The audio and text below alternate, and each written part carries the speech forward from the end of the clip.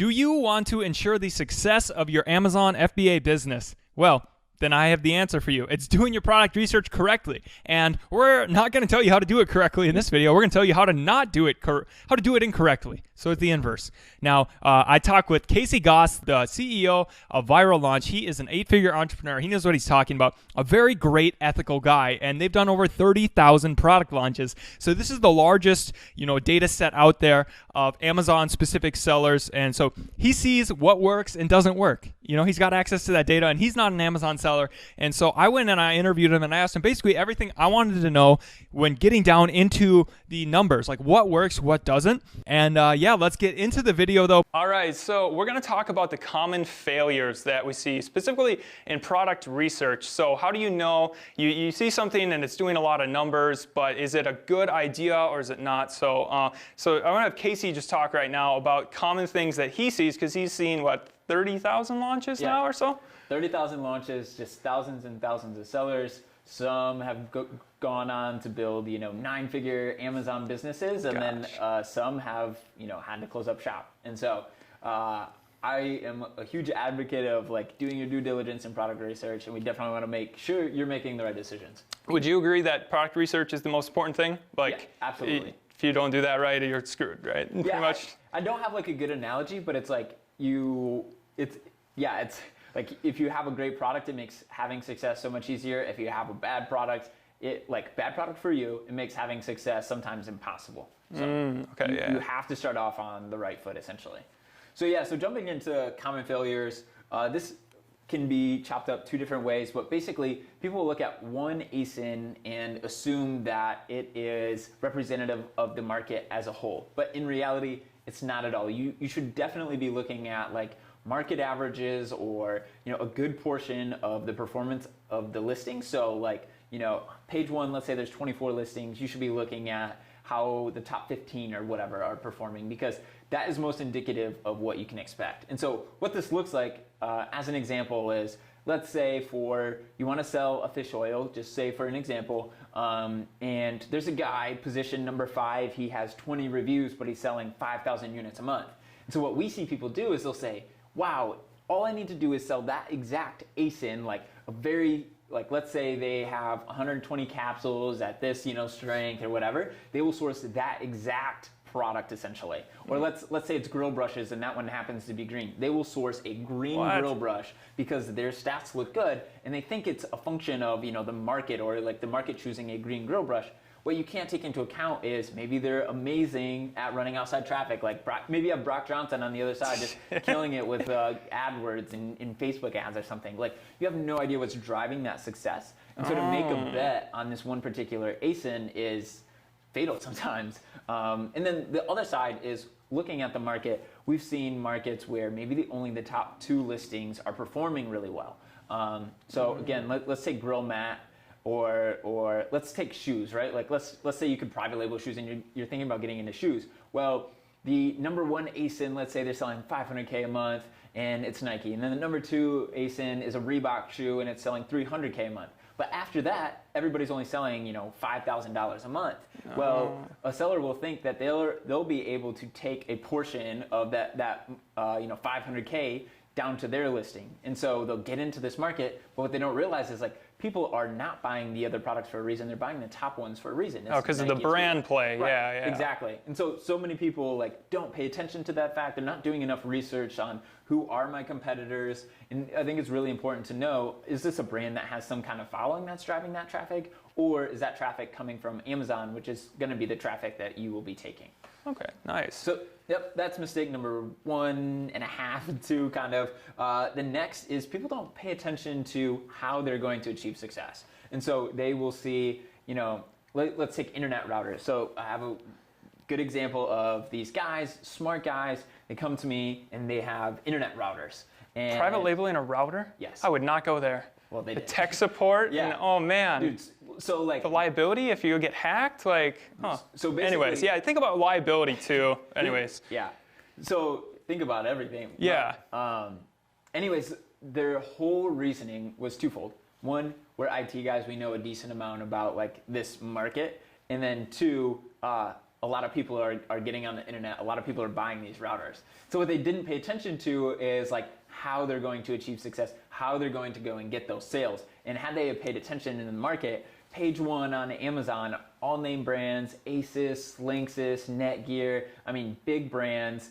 And they all have tons of reviews, like 1,000 plus, general, like on average. And so you have to compete against name brands in a like very competitive space with high review quantities. And so to have success, like even if it was possible, they would have had to have spent hundreds of thousands of dollars to do that. And they were only prepared to spend 5,000, 10,000. Like I see too many sellers just paying attention to how much money they can make. They're not paying attention to how am I going to put myself in a position to make that money. And generally, it's a cost thing.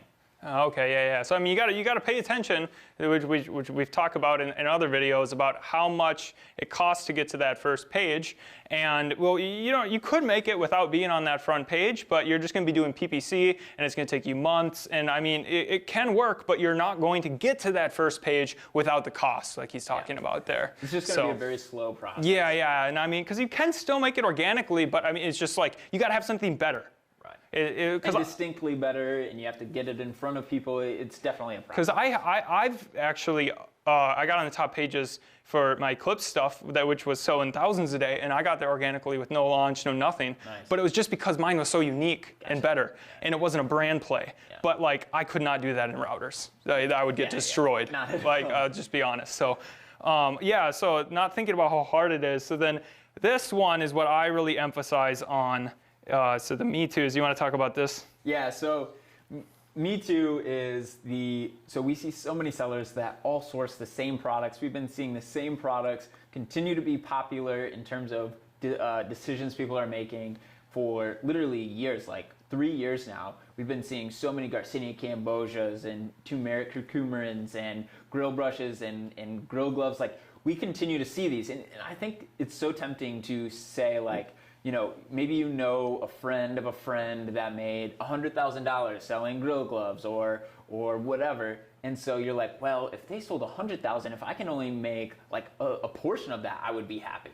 And so you're like, well, I'll charge a little bit less. But again, you have no idea how much they're going to charge. Anyways, so we see so many people make those decisions, and it just doesn't work out for them. And so some of them end up closing up shop, or that product, they just write it off and move on to a better product. We see so many people saying, I can probably do that too. I know they made money on it. I can probably do that too. So with those, is that just because they'll see money in a market, and then they just think, okay, well, if I just copy that exactly, you think that's why they fail? Is it because they're like, there's no differentiation? It's just like a copy of that, and the other guy's already ranking and has reviews? Or is it like, why do you think those people fail? So it's partially that, but it's partially like in a lot of these Me Too markets, it's so competitive that you need an insane amount of money in order to compete well, or you're going to go the sponsored ads route. But sponsored ads in these really competitive markets are expensive, and like you have no reviews. I mean, it's so difficult to get started in these highly competitive markets. And it seems a lot of the Me Too markets are these super competitive markets. So you think in some of these really high ones, you almost have to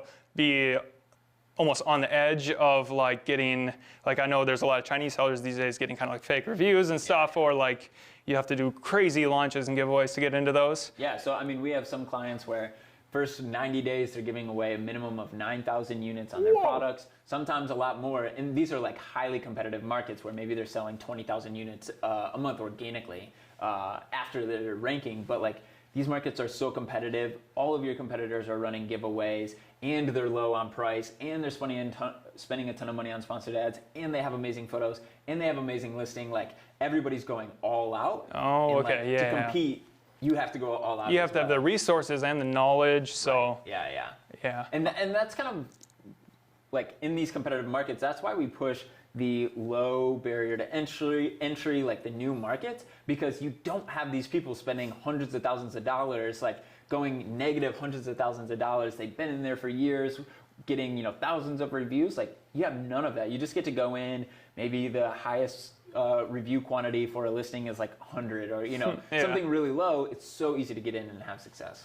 Okay, awesome. Yeah. No, that's so true.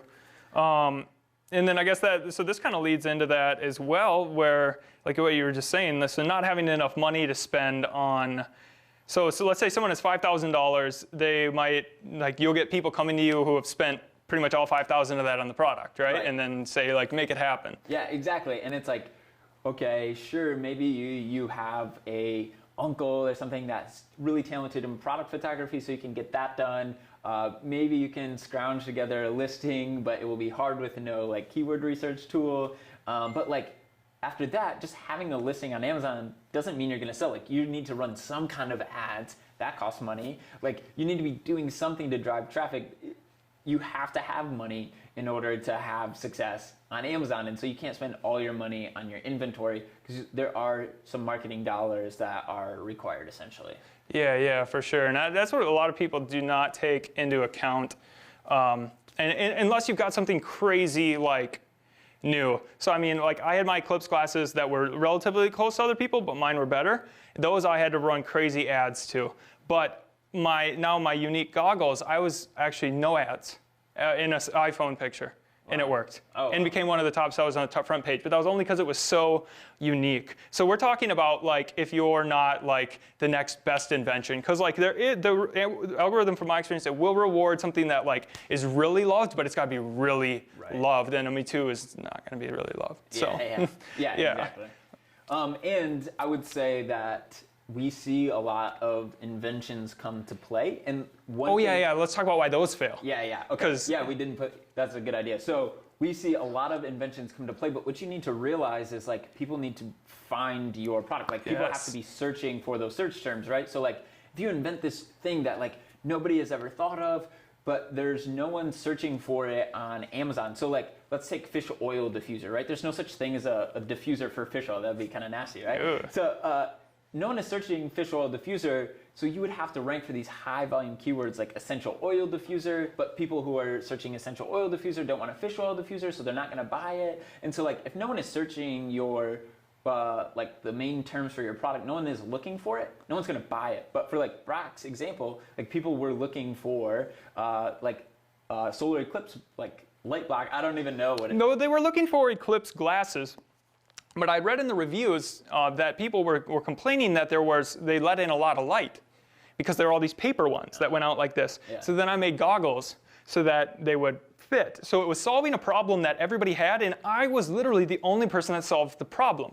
So it didn't matter that I was like, the paper glasses were like $2 a piece for everyone else, and I was 30 for one pair. But it didn't matter because I'm the only one that solved that problem, and they looked cool. So if you have that right product market fit, it can work, but I'm only able to invent within a certain square. I can't just make a great invention that people would love, but if nobody's looking for it, it doesn't. So, but because I was able to get in that search term, people were looking for Eclipse glasses. They didn't know they wanted it, but when they saw it, it hit. So, but And the brilliance there was you were using Amazon data, like what was in the reviews, in order to know that this invention needed to be made. Oh yeah, because I had no idea until I read all that. So.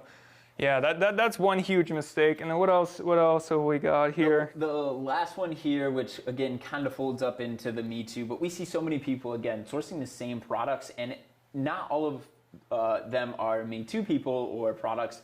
Sometimes it's just because there's this connotation around, products that are heavy or products that are large. Like there's basically like these basic parameters that gurus have put in place for years. It needs to be the size of a shoebox so it's cheap for shipping. It needs to be, between $20 and $40 or something like that. And so like, basically from our experience, I think that you should be selling anything that you can make and sell profitably, taking into account shipping fees, Amazon's referral fee, your cost of goods sold. Like take all these things into account. But if a profit comes out and you're okay with that profit margin, you should sell it. It doesn't matter if it's, a grand piano or it's something, the size of a piece of paper that weighs as much. Like you should be selling anything that turns a profit, because at the end of the day, that's what you're after. It doesn't matter if it's large, if you're making more money and you're good with that. Yeah. And also just because something might be dangerous too, Like that's what one about mine. It pushed me off at first because I had to get these certifications and do all of this stuff, but I kept pushing through. And the more barriers to entry there are, harder. It's just the concept. If it's just something really easy where all you had to do was like go to Alibaba and they're even selling it wholesale and you just hit buy, and then you send it in, like that's no work. So there's going to by definition be more people. But by with like the grand piano you're talking about, I look at that and I'm like, no. Not gonna sell that. So there's bigger opportunities where it's harder. Yep, so exactly. Great. Well, thanks. Those are some common failures, and if I find out more, I'll update and we'll add some more onto this. But yeah.